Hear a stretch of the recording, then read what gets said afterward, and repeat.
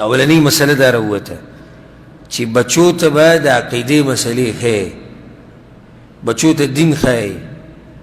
موږ چې ټلیفون وکړو اولنی تپوس دغه یي چې سکول ته ځي که نه ځي، او پټي ته وځي او که نه وځي، او ګاډي سره ځي او که نه ځي، او کار کوي او که نه کوي. اکثر دا زوی بریلی دی ته خبر نه، اکثر دا زوی شیعی دی ته خبر نه، بلکې دا پرېږده ښځه کومه چې ورسره په دې کټ کې پرته وي د هغې عقیده د بریلیانو دی ته خبر نه، د هغې عقیده د شیعګانو دی ته خبر نه، یا د دې سړي عقیده غلطه او د ښځې ته خبر نه. نو د عقیدې په باب کې ډېر احتیاط کوي، خپلو بچو ته عقیده ښایي، خپلو بچو ته هغه مسلې وښایي چې د الله سره تعلق ساتي، د پیغمبر سره، د عقیدې سره. دا اوس وګوره عباده بن صامت رضی الله عنه خپل بچي ته د عقیدې او د تقدیر مسله بیانوي. نو دویمه فایده ده یا بنی ای زویه زما، مور پلار له پکار دی چې کله بچي ته نصیحت کوي نو په ښایسته نوم دې ورته آواز کوي. نه ته ورته اوس وایې خره د عقیدې مسله داسې ده، نو هغه به ستا خبره څه ورته ورته خر وي، او زناوره، او ای بدتمیزه، او ای د خر زویه، او ای د سپی زویه.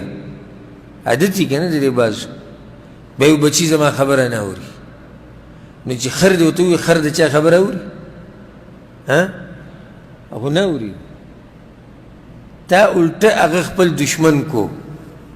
ځکه زه دې ملګرو ته وایم زه هم د دې بچو نه خپل ملګري جوړ کړئ، د دې بچو نه دوستان جوړ کړئ، بیا به ستا نصیحت هم اوري، تا ته به رازونه هم خپل بیانوي.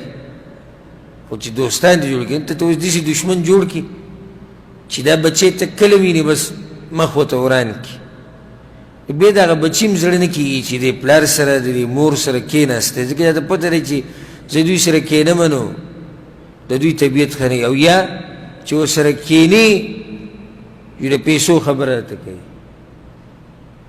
بعض مور پلار داسې که نه چې ورسره کېني د پیسو خبره کوي.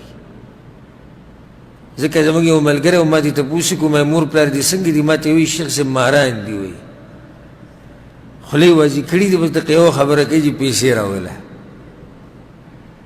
بله خبره وایي د هغوی سره نشته. دا بعض مور پلار به دې په دې مسلو تنګ کښېني، بیا به ستا زړه نه غواړي چې زه ورسره خوا کښېنم، ځکه چې کښېني دی یوه خبره کوي. نو د دې هرې خبرې خپل وخت او د حکمت نه کار اخلئ، نو دا بچي به ستاسو د لاس لاندې. ګوره څنګه ښکلی ورته نصیحت کوي، وایي ای زویه زما. لقمان حکیم هغه نصیحت هم الله په قرآن کې را نقل کړی دی، هغه هم دقه شان ویلي دي یا بنی ای زویه زما. بعض ملګري شکایت راوړي زما خوا ته راغلي دي، یو کس راته دا شکایت کړی وایي زما عمر 40 کالو ته راورسېد او زما پلار چې ته په ژوند کې ما ته زوی نه دی ویلی. نو بیا یې ګیلې کولې.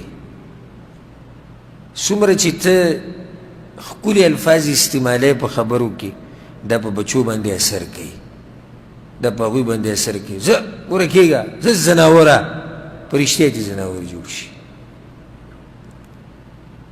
او یو چې همیشه ورته ماشوم وایي چې په رښتیا چې څه جوړ شي، ماشوم دی لکه ځان سره بار ته بوځه نه ماشوم دی. پرېږده چې د بیټک کې کښېني سړو سره، د سړو عادات یې زده کړي، پرېږده چې جومات ته راځي ماشوم دی.